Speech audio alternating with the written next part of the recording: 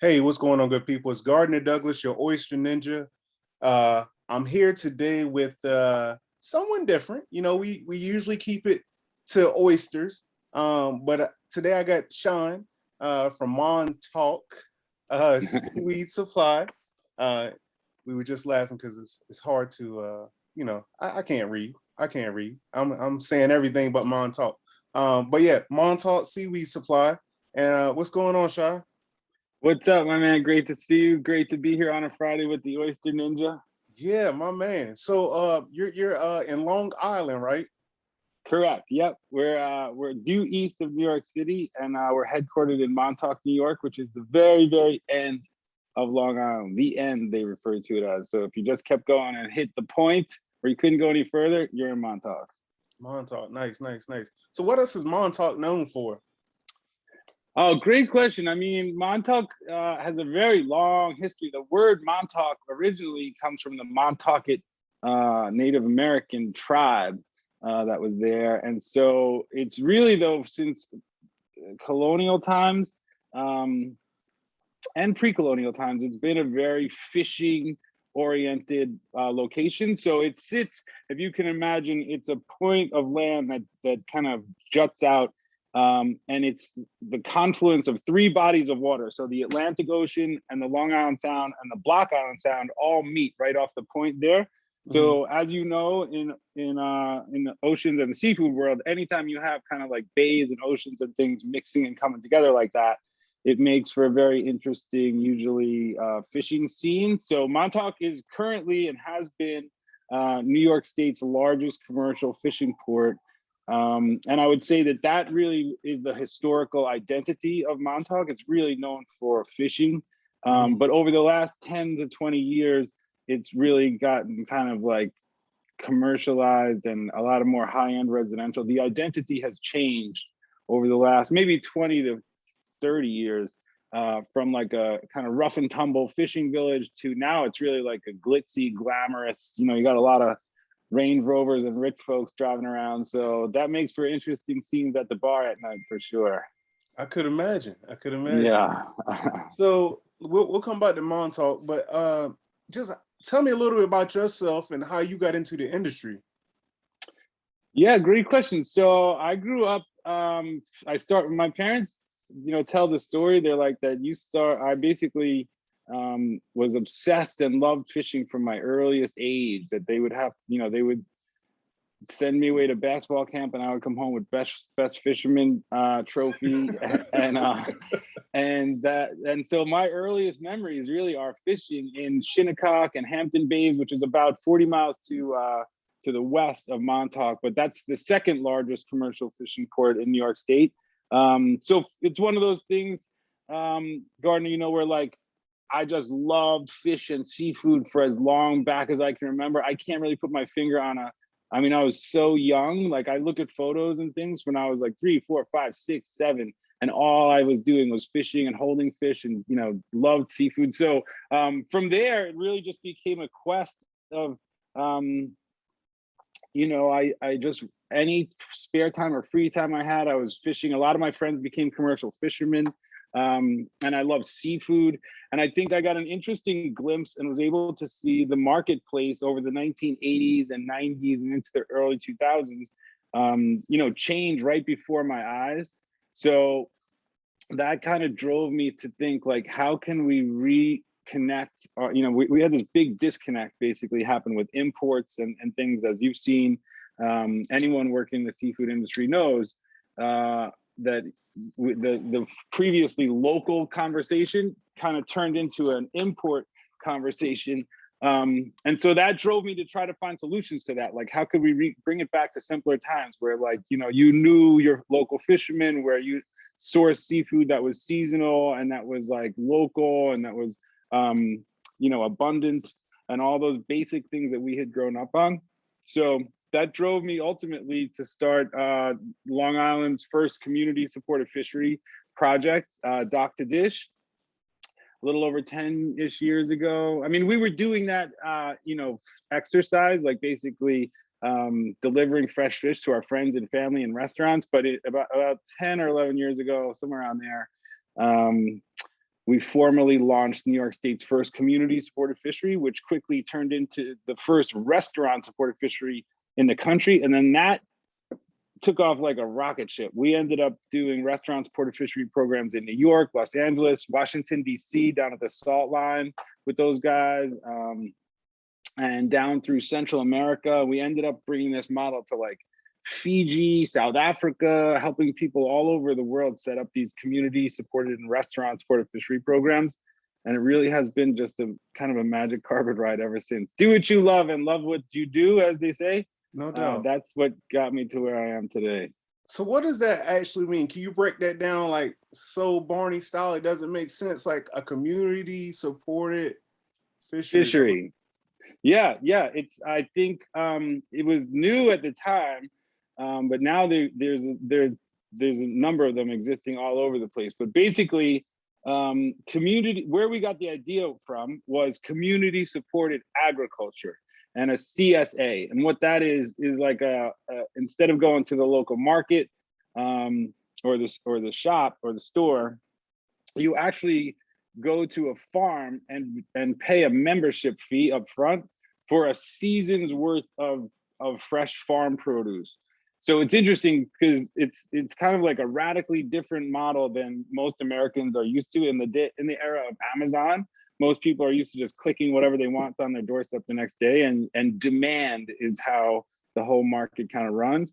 In a CSA model, you surrender your right to ask for anything or demand anything, and you then kind of are at the mercy of what the farmer gives you in your box every week. So the trade-off is you're not able to ask for anything or make any requests, but what you do get is like the most delicious in season, perfectly, like the flavors are off the charts. It's like what the farmer's family would be eating. And so once people start to experience that, they typically, and then it puts you into synchronized with the seasons and the rhythm of, you know, local produce. So we saw that model starting to work like in our local neighborhood in Amagansett. There had been a CSA program for almost 30 years.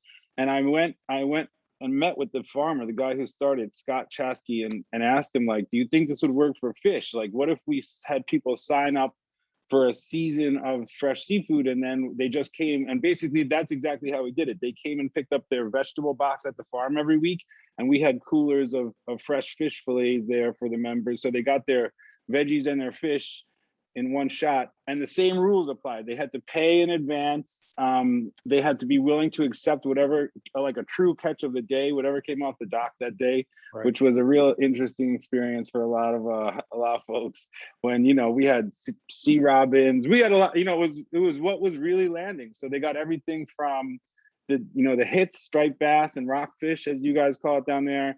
When it was tuna season, we got some tuna steaks in there and stuff, but early in the season they were getting things like monkfish or stuff that they weren't necessarily that accustomed to. And so it was a big education process, but it also, what really changed it all was we had some chefs here in New York. Chef Dan Barber at Blue Hill, specifically Chef Joe Romuto at Nick and Tony's. Once they got kind of wind of this idea that they could sign up for, basically a membership in the local fishery, that's when that concept took off like a rocket ship, and we moved into wholesale. So we no longer had to do fillets and coolers. We were just running, refrigerated van loads of fish straight from the boats directly to the restaurants. And as simple as a concept as that might seem, it was like radically different than what anyone had been used to, because we had over the years become so accustomed to this demand marketplace and sourcing seafood from all over the planet. So the whole goal of either a CSA or a community supported agriculture program or a community supported fishery program is to reduce the chain of custody, like how many people actually touch the good when it goes from, in the course, when it leaves the fisherman's hands or the farmer's hands, how many people are in the chain of custody before it gets to the consumer. Our whole goal was just to get that down to 3. So it was basically just, fisherman, delivery guy, chef, or fisherman, member basically of the cooperative.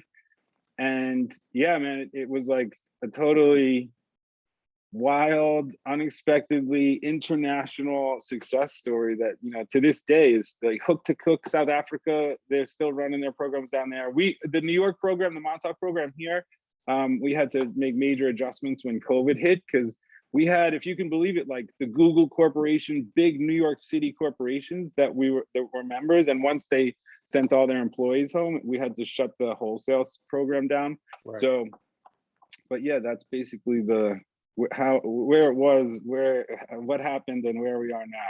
That's pretty cool. So, like, was it like increments, I guess? Like, if you pay this much, you get this amount of weight, this many pounds, or?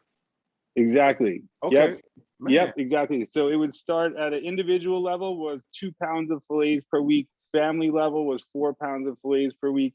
And then restaurant level started at 50 pounds of whole fish per week.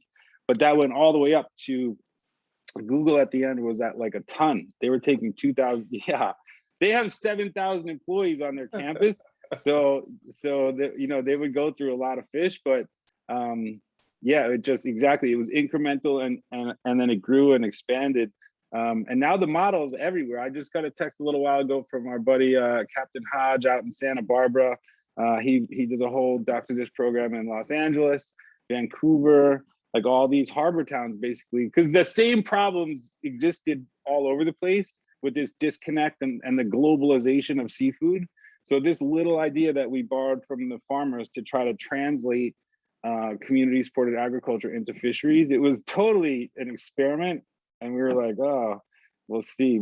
How they say, like, necessity is the mother of invention or something like that. Like, but it turns out that this was a necessity in many harbor towns all over. DC kicked one off. The guys at the Saw Line have a restaurant supported fishery program going for a couple of years. And they were having all types of fishermen running through that place.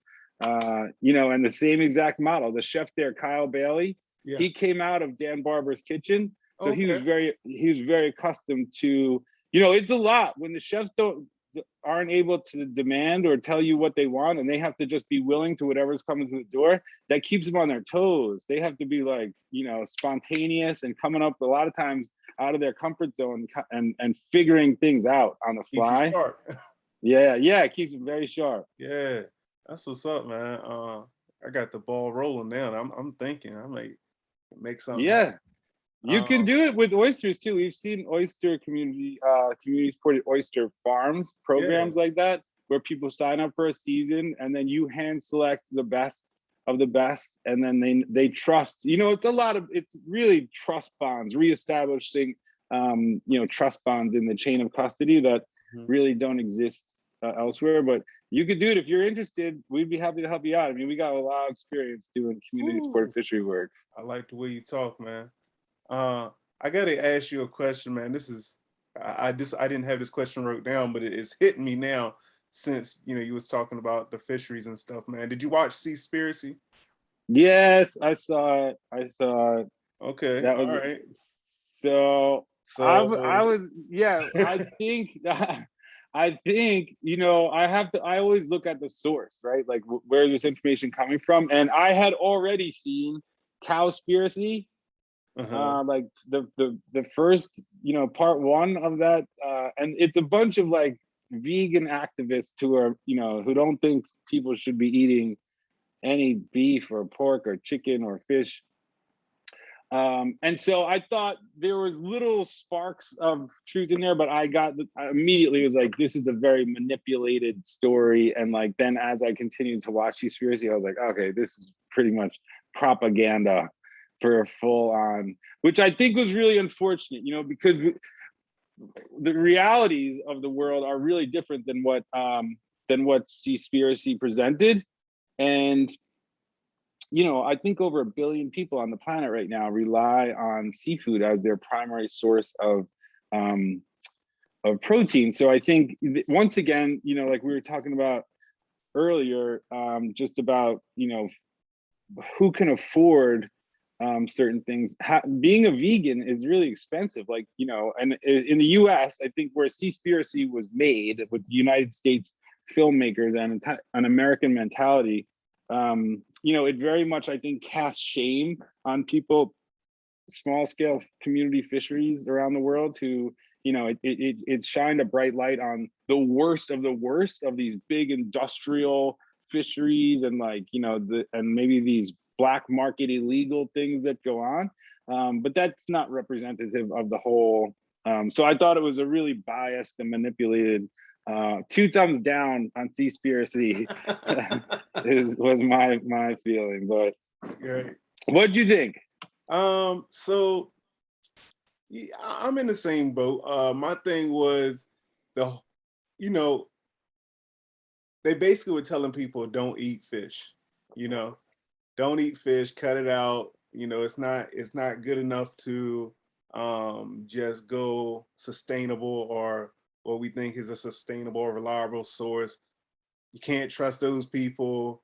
Don't eat fish. You know, so I'm like, you know, it's no way I could, you know, stand behind it because, you know, I'm from the Eastern Shore, you know, so I grew up on fish. It's no way I can give up seafood, period. Anyway, it's just not possible. Again, they made some good points, like, you know, as far as like the trash, you know, the big trash in the ocean. Pacific, yeah. Right. Of course, you know, doing the whole sharks and dolphins. They made good points. But you can't just not eat seafood. You can't just not eat fish. Um, in my opinion. Yeah, and I think that was the goal, to scare people away from eating fish or seafood whatsoever. And that's Right. just, yeah, it's not a reality for people living on the planet Earth. And that was just like that other show on Netflix. I don't know, it had people going vegan for a while. Like I forgot what it was called, but um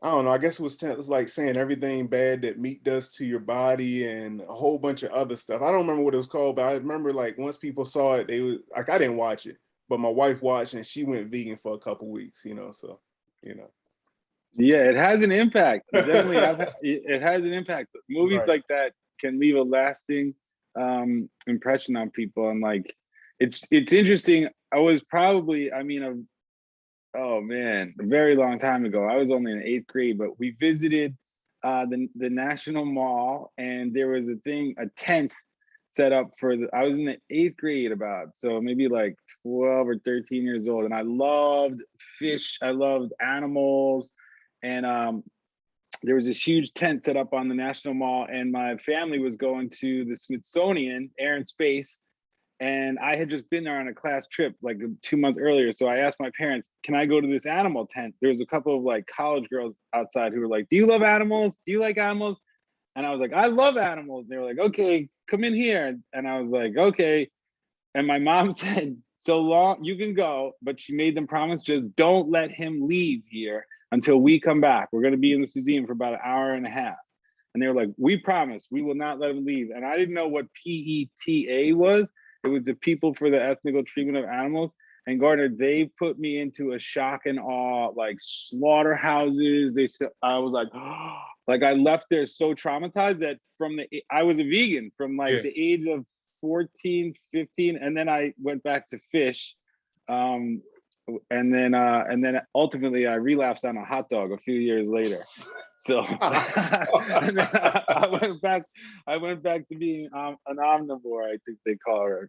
So just eating pretty much everything. But I think movies, you know, they and like Cspiracy, or those kind of shock movies that can really make people like, holy really scare you. I don't know. It's really tough when I see them doing that for seafood, because ultimately, especially when you get into the realm of like what you're doing, I mean, when you get into oyster farming or regenerative, restorative aquaculture, it's hard to beat that as from a sustainability perspective, right? And so I feel like they just use a broad stroke brush in Cspiracy and just kind of painted any food that comes out of the ocean as evil and bad, and that's just not that's not the reality of it. And I think when they do that, there's a lot of other effects, but one of them is they push people back towards hamburgers, which is from a carbon footprint and all the things that they're trying to make it sound like in their movie that they're standing for, climate and clean environment and stuff like that. I don't know that they fully thought through a lot of the repercussions of the messaging in that film. Well, it's really a shame, and I don't want to drag this out, but I do want to say, they still have a platform, and they held everybody's attention, and of course it was trending and everything. So I just wish they had pushed a more positive note, that could have maybe led to something else. I mean, with recycling and carbon footprint and all that good stuff. But I don't know. Let's get to Montauk, man. Montauk All right, cool. Supply. So just tell us about your business and what you got going on, man. Yeah. So it's interesting how this all began. So we started a community sport fishery over 10 years ago. And a big part of that, as you know, in the seafood world is, especially in the mid-Atlantic region where we are. So when you get into fish processing, there's a lot of waste. The average, the average yield for round fin fish in the mid-Atlantic is around 40%. So what that means is if I have 100 pounds of black sea bass, for example, and I fillet out 100 pounds of whole fish, I end up with 40 pounds of fillet and 60 pounds of waste.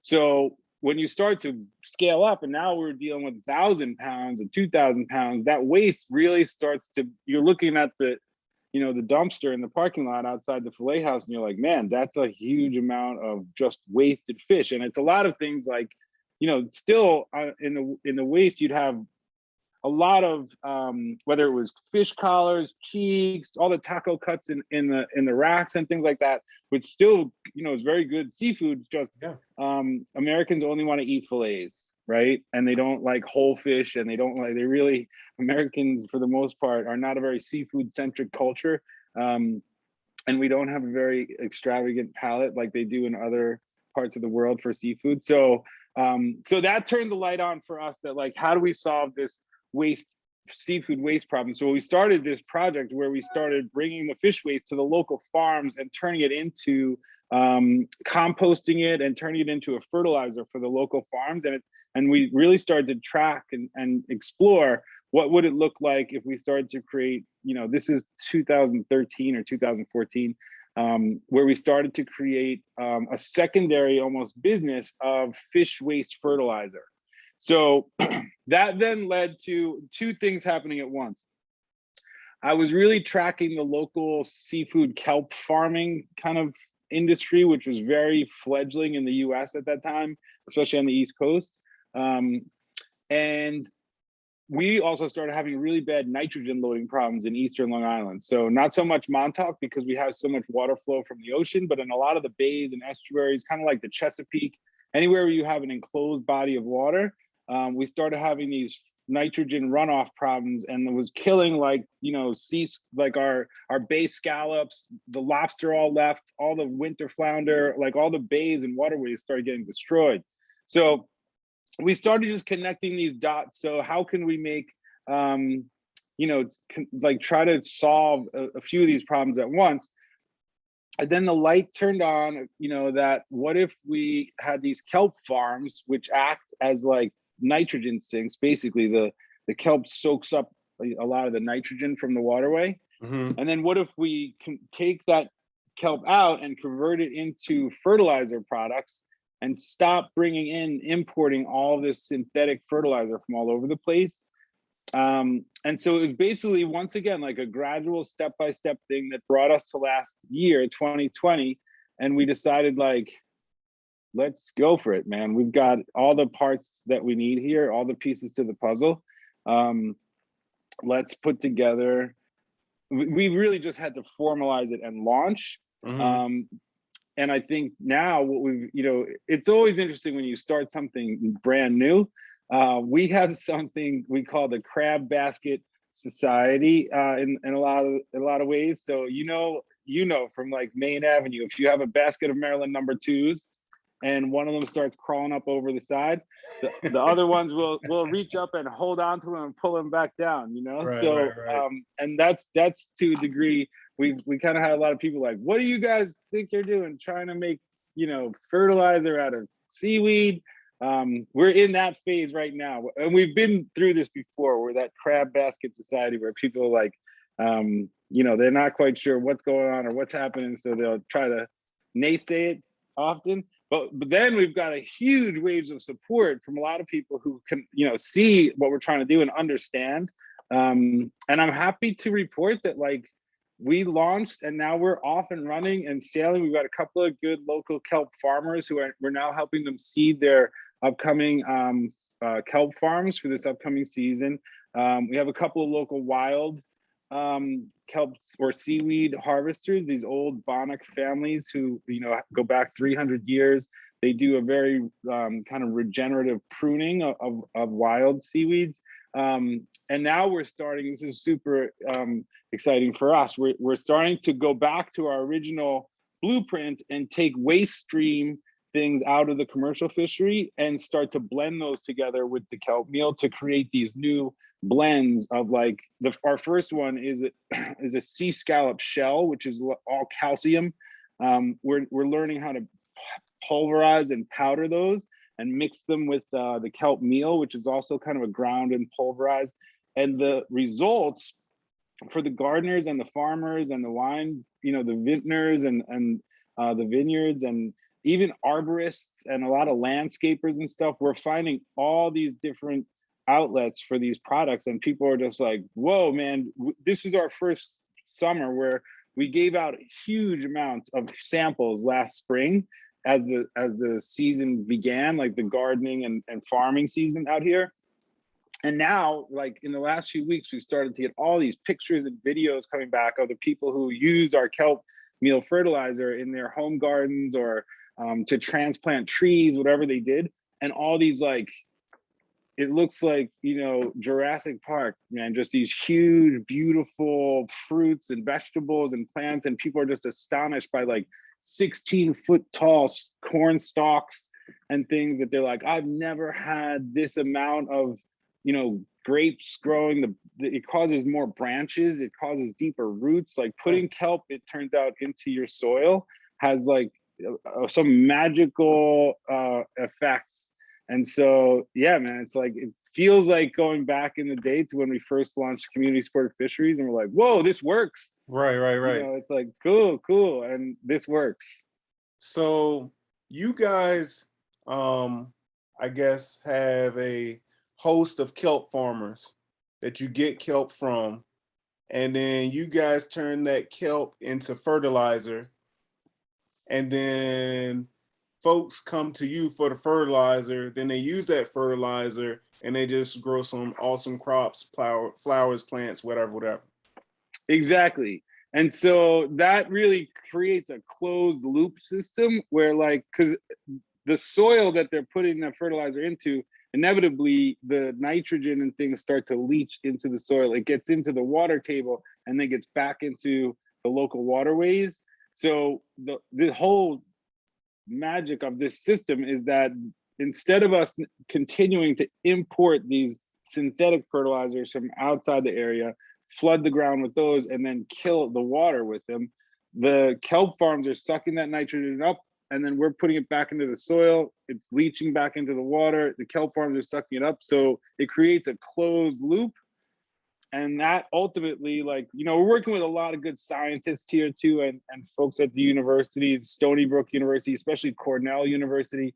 And they're all kind of saying, like, this is not going to solve all the problems, but if we scale this idea up, it's going to have a very serious beneficial impact on the nitrogen situation, which is our primary concern. And kind of a bonus of that is all this crazy cool growth that the gardeners and farmers are seeing, that they're like, whoa, what's even really cooler than all of that is this is, once again, just like an old time idea. Like if you go back in the history books, like all throughout Europe, Africa, all over the Caribbean, everywhere you go, people had been using kelp and seaweed fertilizers, out in the Pacific Islands, everywhere we look, like, and you look in the deep history and you'll find like indigenous folks and, they've all been, they all knew that kelp and seaweeds were a very valuable source of food, medicine, and fertilizer as a way to make their crops, stronger and grow more fruit or whatever they're trying to grow. It's like one of those cool things. It's like what's old is new again. So are you guys still part of the Safe Seaweed Coalition? Yeah. We work with those guys. That's a good click. So cool to have, like, we work in a hyper local space, a very small community. And then sometimes you can kind of get lost in there with your work, and it's hard to have a good perspective on different things. And so the Safe Seaweed Coalition was put together by United Nations. We actually serve on their traceability task force. And it's the coolest thing because they bring people from all over the world. I think there's about 18 folks on our task force alone, and probably 15 different countries represented there. And so everyone brings their ideas, their experience, and like shares what's working and what's not working. And it just gives us such a good elevated perspective, on the work that we're doing. And without that, you end up like, it's very easy to just kind of start running in circles if you're not getting good information, sharing information, hearing success stories and failures from all over the world, and kind of keeping up with that. We're making some good friends on there too from all over the place. It's interesting, just like seafood, just like you and I, if we have a shared love for something, there's a cool kind of bond there where we're finding that with folks in the seaweed and kelp world too, that not everybody loves kelp and seaweed or thinks it's interesting and fun to talk about or work with, but there is a small percentage of people who do. And when you connect and get together with those folks, it's kind of a cool little community of, like, surprisingly, we have a lot of good laughs. I can imagine, especially like, just I guess culturally, differences, always bring up good laughs. Question for you though. What's like, I guess when somebody just wanders in, like, or do people do they come looking for you, or do you have those people like, oh, what is this? Why should I try? Like, what's always like a selling point to use your product? Yeah, it's interesting. So we do traditional kind of like, we have a website and we do some social media advertising, but our experience in the past has been, especially in this day and age, when there's so much media flooding people and information, and like their phones, just, you're constantly being bombarded with information and a lot of things that are trying to be sold to you, that Right.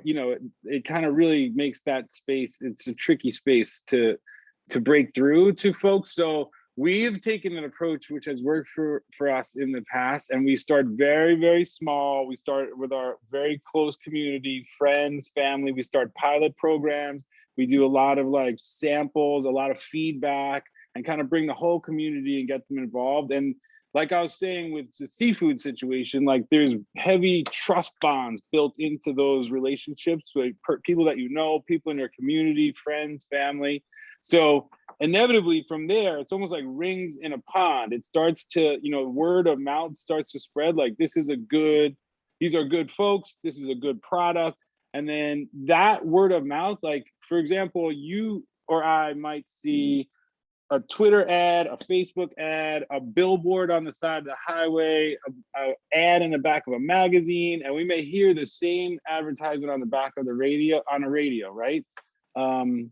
That's all telling us to do the same thing. Go out and buy whatever it may be, right? The thing. But none of those are going to have the impact on us as if you call me up and say, Sean, I found this incredibly cool thing and you should try it. I think you're going to like it. The odds of me then trying that because you told me and I trust you and I know that's good information is like orders of magnitude. All those other, the Twitter, the Facebook, the magazine, the radio, the billboard, if you get all those things up together, is not as powerful as you and I having a trusting relationship and you giving information to me and saying, try this, it's good. That's the holy grail right there. So that's where we focus all of our energies and efforts, really, is to connect with, with our immediate community at first, and make sure that, you also got to make sure that this product is what you're saying it is. And who's going to let you know that better than your friends and family, right? They're going to tell No, you that's straight, true. That's you very know? true. So They're not gonna be holding back much. Yo, this not is at some all. garbage. What are you doing? Yes. Start over. Exactly. And we have, go through some of those. They'll tell us like, you need to improve this, or I'd like to see this a little bit, and give you all these different ideas that ultimately is for us how you come to a really good product. Is sometimes I feel like it may appear as if there's only one or two people connected to it, but the reality for us is that there is a big, deep community of folks who are working on these things with us, and I think that's ultimately where our sales channels start to get built, is from those communities. Why should people be using kelp for fertilizer? Such a good question. So there's a broader picture, which is that kelp is one of the great antidotes to climate change. Kelp farms sequester about 5 times more carbon from the atmosphere than land-based plants.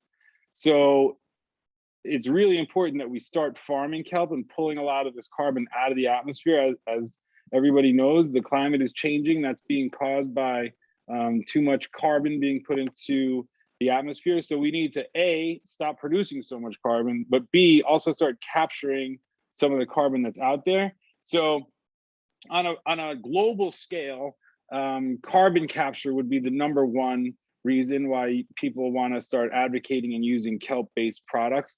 But if you bring it home to, and that's, all over the planet, people are farming kelp and have been for, the US is just really far behind in this space. In Asia and other places of the world, Norway, they've been farming kelp for, 100 years or more, some places. And so now it's being recognized, though, as this great antidote to climate change, that kelp farming can really have a very serious impact on carbon capture and sequestering carbon. But for the fertilizer piece, in order for the whole kind of kelp business economic model, the business models for kelp farmers to really be able to sustain themselves and flourish, there's basically 3 F's in the kelp world. It's that why you would farm kelp and grow it: food, fertilizer, and fuel. And so we have now on the East Coast a whole bunch of folks who are growing kelp for food purposes. So like Atlantic Sea Farms in Maine, they just landed last year 850,000 pounds of farmed kelp, and they're estimated to grow in the next, like, doubling that and tripling that year over year. So they're growing kelp for food up in the deep, clean, cold waters of Maine. But the situation as you move a little further south in New England into Connecticut and especially New York is that the kelp farmers don't really have a full market for their entire crop. So they end up back to that waste conversation. They end up with like 60% of their crop is good enough to sell for culinary grade for food, but then they have 40% of their crop that is really no value. They can't sell it into that food category. And there currently is no farmed kelp fertilizer category. So we're really kind of designing our program to come in and be the purchaser of all that waste stream kelp, farm kelp that otherwise couldn't get used. And if you don't find a way to sell that other 30 or 40%, similarly, like back in the fish situation where we were figuring out all this waste from the fish, what do we do with it? It's the same story with kelp farms. And so to answer your question, the reason why people should be using kelp fertilizer is because that's really, we're going to support the kelp farmers and allow this whole kind of community of kelp farmers up and down the coast to survive and thrive and really have that bigger carbon capture impact that we need to start fighting back against climate change. So it's a small action, people just switching their fertilizer to a kelp-based fertilizer, but it actually has enormous impacts into the coastal economy and keeping these kelp farms going and growing, which we need them to. So I'm not sure if you heard my episode with Stonington Kelp Farm. Susie Flores, she's the Ooh, yeah. best. Yeah, yeah. So that was my first introduction to kelp. And see, first of all, before I want you to answer, is there a difference between kelp and seaweed? But I just wanted to say why I brought that up is so they introduced me to sugar kelp. So I'm wondering, like, is there a particular kelp that you use for fertilizer versus eating, or does it matter, or is it the same thing? Or Yeah, yeah, great. So I think first of all, it's so interesting and no coincidences, but Susie Flores and Stonington Kelp Company this past year brought us all of their waste stream kelp, and that's how we'll be making our Regency product with Susie. So on our labels, we have a QR code. If you access that QR code, it comes up Susie's story, and you can trace it back our products to Susie's farm, and that's nice. exactly yeah, yeah. So she's a rock star. She's fantastic, Susie. And I think there's around the globe in the range of about 10,000 different species of seaweed. So when we talk locally about farming kelp, we're only working with sugar kelp. And so to answer your question, there are different as far as like what's edible, what's what's delicious, what's poisonous, what makes better fertilizer, what makes better fuels. There are all different categories. They typically do it by color, by the red seaweeds, the brown seaweeds, the green seaweeds, and each of them have different kind of attributes or things that would make them more beneficial for to be grown for a food or grown for fertilizer or grown for fuel purposes.